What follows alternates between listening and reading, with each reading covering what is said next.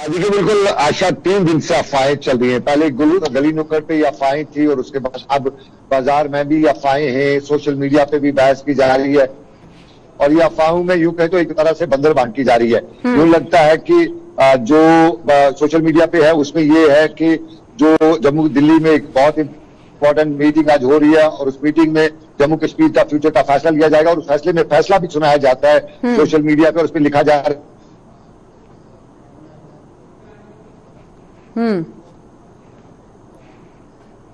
से जो है यूटी बनाया जाएगा। ये एक अफवाह चलाई जा रही है मार्केट में और दूसरी अफवाह ये भी है कि एडमिनिस्ट्रेटिव काउंसिल जम्मू कश्मीर में बनाई जा रही है और यूटी में ही चुनाव से पहले एक एडमिनिस्ट्रेटिव काउंसिल बनाई जा रही है और उसमें यह भी बताया जाता है कि सजाद गनी लोन और अल्ताफ बुखारी को भी दिल्ली इस मीटिंग में बुलाया गया है। लेकिन एक चीज साफ करें, सजाद गनी लोन कश्मीर में वो दिल्ली नहीं गए हुए हैं, उसने ट्वीट भी किया है और बाकी उनके जो क्वार्टर्स है वहां से पता चला है वो कश्मीर में है। बाकी अफवाह है सोशल मीडिया पे वो दिल्ली गए हुए हैं। अल्ताफ बुखारी दिल्ली में और पिछले काफी दिनों से वो दिल्ली में एक दो बार बीच में आए हुए थे और उनकी होम मिनिस्टर से पिछले हफ्ते मीटिंग भी थी। वो नहीं हो सकी, शायद आज शाम को उनकी और उपराज्यपाल की भी आज बैठक हुई है सनम, जिसमें लगातार बड़े बड़े मुद्दों पर चर्चा भी हुई और अमरनाथ यात्रा को लेकर भी बातचीत हुई। लेकिन अफवाहों का बाजार जिस तरह से गर्म देखा जा रहा है कि कोरोना काल में ही अमरनाथ यात्रा होगी और अगर इस पर मुहर लगती है तो कहीं ना कहीं इस पर गाइडलाइंस का पालन करना बहुत जरूरी रहेगा। एक बहुत बड़ी चुनौती रहेगी यहाँ पर प्रशासन के सामने।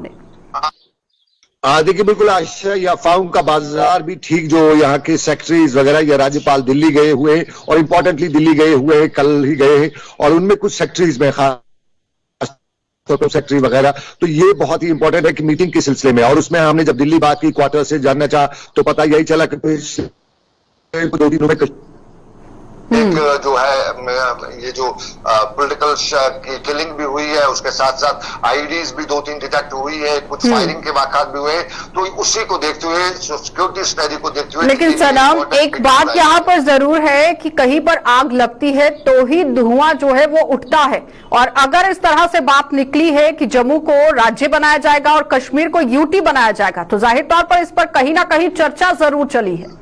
देखिए चर्चा की बात नहीं है, ये बहुत पहले से बात चल रही थी क्योंकि 5 अगस्त का फैसला हुआ तो ऑल ऑफ ए सडन जो फैसला हुआ जिसमें किसी को कोई अनुमान नहीं था, कुछ लोग बिल्कुल जो पॉलिटिकल एक्सपर्ट्स थे या जो जानकारी रखते थे कॉन्स्टिट्यूशन की वो बता रहे थे ऐसा पॉसिबल नहीं है, लेकिन फिर बीजेपी है तो मुमकिन है, यूं कहें मोदी है तो मुमकिन है, वो हो गया 5 अगस्त का फैसला। उसी के बाद कुछ ऐसे भी फैसले, चूंकि यूटी बनाना या स्टेट्स को डिवाइड करना ये एक आम सी बात नहीं होती है, इसमें बड़ा लंबी प्रक्रिया होती है। स्टेट्स में वहां की पास वाली जो स्टेट्स होती है अगर उनका जियोग्राफी चेंज करना है तो उन स्टेट से भी कॉन्फिडेंस में लेना पड़ता है, उसके सही एक लंबा है। तो ऐसा कोई दिखता नहीं है, ग्राउंड पे देखे तो ये कहे कि कॉन्स्टिट्यूशनली ऐसा कुछ दिखता नहीं है, ऐसा कोई फैसला लिया जा सकता है या बीजेपी ऐसी कोई बात करे भी।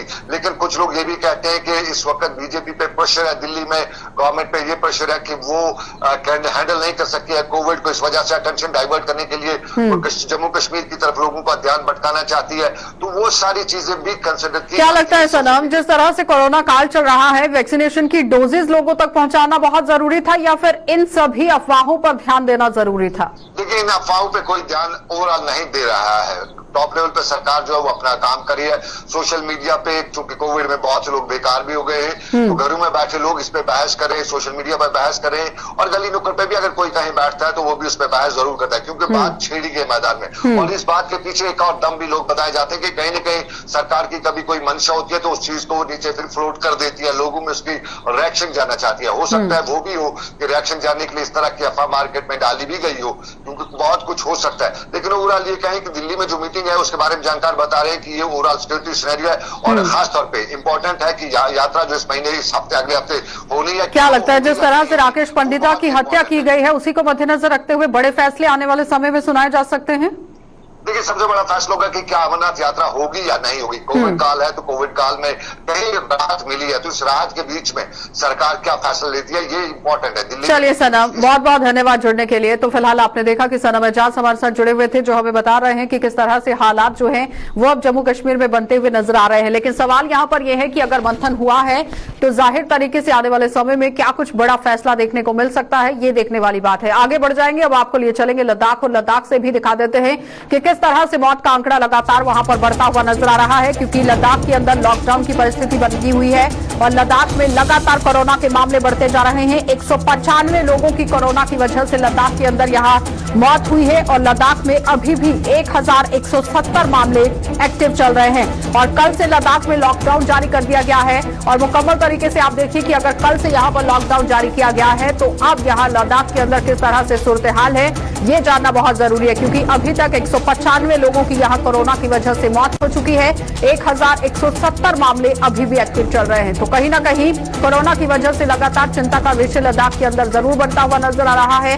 दिन ब दिन लद्दाख में मामले बढ़ते हुए देखे जा रहे हैं। तो इस पर अब देखना ये बहुत जरूरी है कि आखिर सूरत हाल किस तरह से बनते हुए नजर आ रहे हैं। लॉकडाउन की जो परिस्थिति यहाँ पर देखी जा रही है उसका कितना पालन लोग करते हुए नजर आ रहे हैं और आम जनता अगर पालन कर रही है तो कितना कर रही है और प्रशासन की तरफ से कितना काम वहां पर हो रहा है।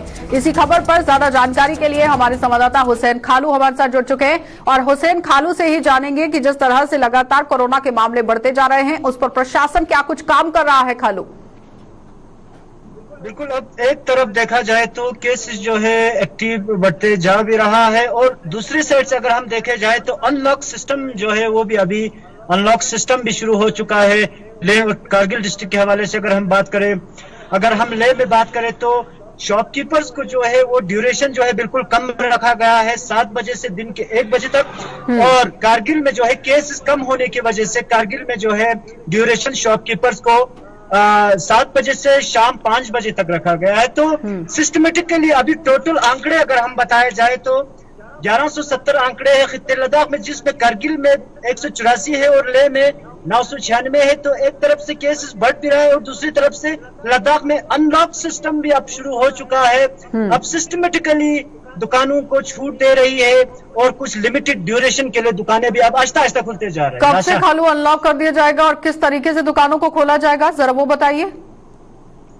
दुकानों को ले के हवाले से अगर हम बात करें तो ले में केसेस ज्यादा होने के कारण दुकानों को टाइमिंग जो है वो सुबह 7 बजे से 1 बजे तक दी रखी है और कारगिल में दुकानों की टाइमिंग जो है सुबह 7 बजे से शाम 5 बजे तक दे रखी है। अभी हम देखा जाए तो सिर्फ बार्बर शॉप और टैक्सीज, प्राइवेट और टैक्सीज के अलावा बाकी सबको तकरीबन छूट दी गई है, रिलैक्सेशन दी गई है। और केसेस के हवाले से बात करें तो 1100 कुछ केसेस अभी लद्दाख से हमें देखने को मिल रहा है। खालू, जिस तरह से लॉकडाउन जारी किया गया है तो मुकम्मल तरीके से किस तरह से लोग जो है वहां पर पूरा सहयोग देते हुए नजर आ रहे हैं, क्योंकि 195 लोगों की मौत भी हुई है लद्दाख के अंदर। 195 जो आंकड़े आ रहा है डेथ केसेस खित्ते लद्दाख में वो 2020 से अभी तक के है। टोटल इसी 2 साल में अभी तक 184 के जो अभी तक जो है आंकड़े अभी तक के जो है वो 195 है। अगर पूरे खित्ते लद्दाख की बात करें 2020 से 2021 तक के आंकड़े हैं। मगर इस स्वास्थ्य सुविधाएं किस तरह से दी जा रही है वहां पर, मेडिकल फैसिलिटीज को लेकर क्या काम हो रहा है? मेडिकल फैसिलिटीज के हवाले से ठीक है, वैक्सीनेशन का प्रोसेस भी चल रहा है और काफी अच्छी तरीके से, चाहे लॉकडाउन हो, कोरोना कर्फ्यू हो या वैक्सीन के हवाले से हो, पब्लिक का भी साथ मिल रहा है और जनरल पब्लिक का भी बराबर कॉपरेशन जिला इंतजामिया, डिस्ट्रिक्ट एडमिनिस्ट्रेशन को हमें देखने को मिल रहा है। चलिए खालू, बहुत बहुत धन्यवाद जुड़ने के लिए। तो फिलहाल आपने देखा कि हुसैन खालू हमारे साथ जुड़े हुए थे जो बता रहे हैं कि किस तरह से हालात जो है वो यहाँ पर लद्दाख के अंदर बनते हुए नजर आ रहे हैं। लेकिन सबसे बड़ी बात आप देखिए